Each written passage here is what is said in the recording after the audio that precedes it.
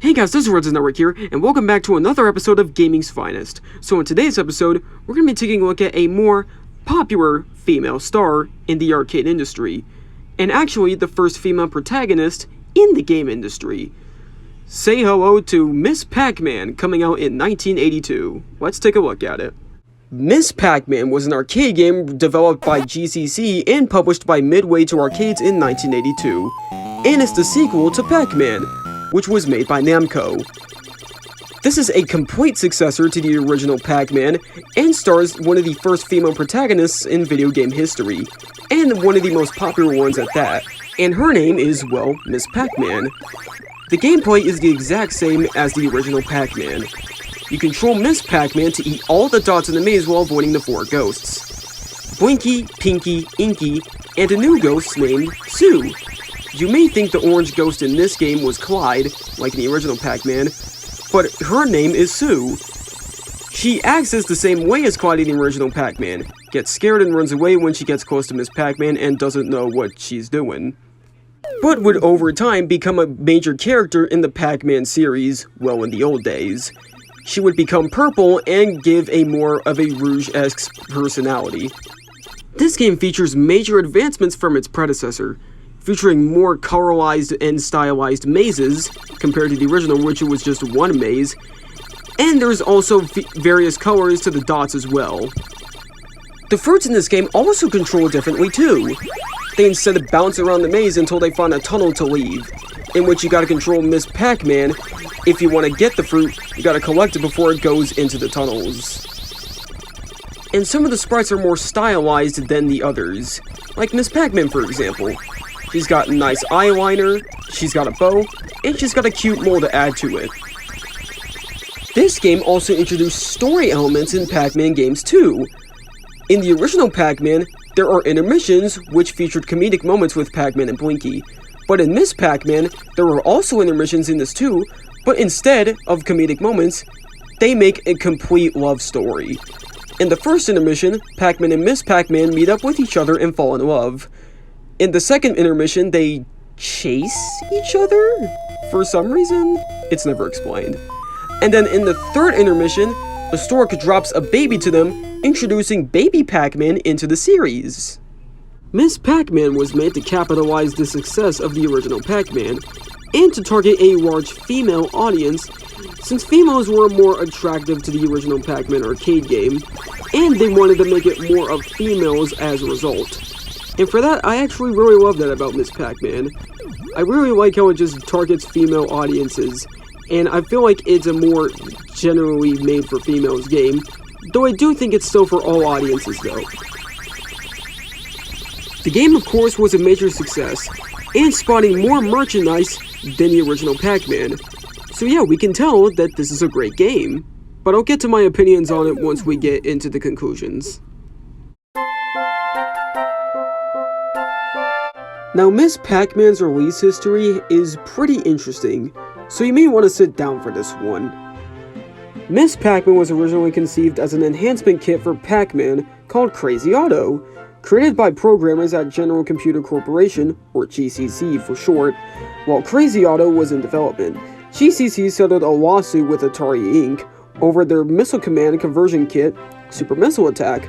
Part of the settlement terms barred GCC from selling conversion kits without consent from the original game manufacturer. Rather than scrapping Crazy Auto entirely, the programmers chose to present the finished game to Midway, Namco's American distributor, the Pac-Man. Midway was enthusiastic that such a game had come to their attention, as they were hoping to capitalize on the success of Pac-Man with a sequel. They brought to the rights to Crazy Auto and worked with GCC and Namco to prepare the game for release. In the final development, the game's name and characters experienced multiple changes. Sprites, text, and minor game elements were altered to better reflect the Pac-Man series. The game was initially titled Super Pac-Man, containing Pac-Man as the lead character. Inspired by the cutscenes of Crazy Auto, featuring Crazy Auto's female counterpart, the lead character was made female, and the game was renamed Pac-Woman.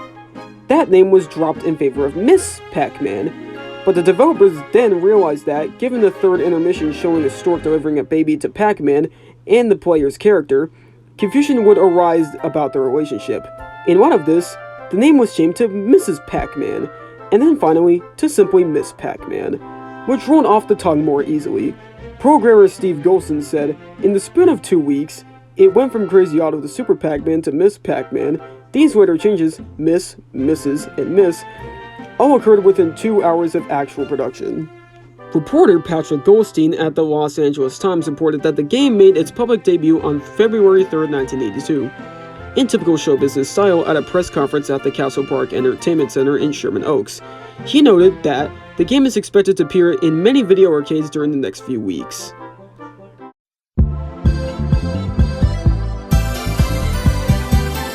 Now, since Miss Pac-Man is another massively popular arcade game, it got tons and tons of ports. Though we're only going to take a look at some for today, since if we were going to talk about every port of Miss Pac-Man, we'd be here for 13 hours. So the first port of Miss Pac-Man we're going to take a look at is the Atari 7800 version, which was released in 1987. Now, this version is my favorite version of the game so far. It looks so good. It has one of my favorite Pac-Man sprites in the entire series. And also, it plays very fast, which adds to the excitement of the gameplay. So this version of Miss Pac-Man is my personal favorite so far. Then the next port of Miss Pac-Man we're going to take a look at is the Atari 2600 version. Now this version is pretty good. It's a massive step up from the original Pac-Man game on the Atari 2600, and it has an attract sequence, and it also looks very much like the arcade game, except being condensed in the Atari 2600 graphics, but overall this version is really good, and I highly recommend that one, along with the Atari 7800 version of course. The next port of Miss Pac-Man we're going to take a look at is the NES version. Now, 2 ports of Miss Pac-Man released for the NES actually, but the first one we're going to take a look at is the one done by Namco themselves. And it is pretty mid for my liking. Don't get me wrong, the gameplay is alright, it's not bad or anything. I just think the game is kind of straying up pretty far from its arcade game material. Like, for a start, the game sounds almost nothing like the arcade game, and the maze colors are different, and I don't think the game gets pretty much any faster. I felt like Namco, when they were making this port of Miss Pac-Man, since GCC made the game and Namco did not, I feel like Namco was trying their best to replicate what the arcade game had to offer, and when they came out with the final product, Namco was just like, "Oh well, we tried." Now, I don't think this version of Miss Pac-Man is bad or anything, it's just not my cup of tea. The same can't be said for the unlicensed release version of the Miss Pac-Man on the NES from Tengen. Now, this version is a real spicer. Tengen just pretty much looked at the arcade game and said, yeah, we'll get the job done. And they achieved that successfully. Like, look at this version. It looks so good. It also plays well too. And there's also various other modes and mazes to this game that make this version probably the best version of Miss Pac-Man probably ever. So this version gets a solid S tier for me. Now the next port we're going to take a look at is the Sega Master System version, also from Tengen. Now this version is basically the same, though it does look a little strange design-wise. I don't really like how the ghosts look. They kind of look like cartoon ghosts of sorts. But the sprites of Pac-Man and Miss Pac-Man actually look really good. They might be one of my favorite sprites of Pac-Man and Miss Pac-Man probably ever.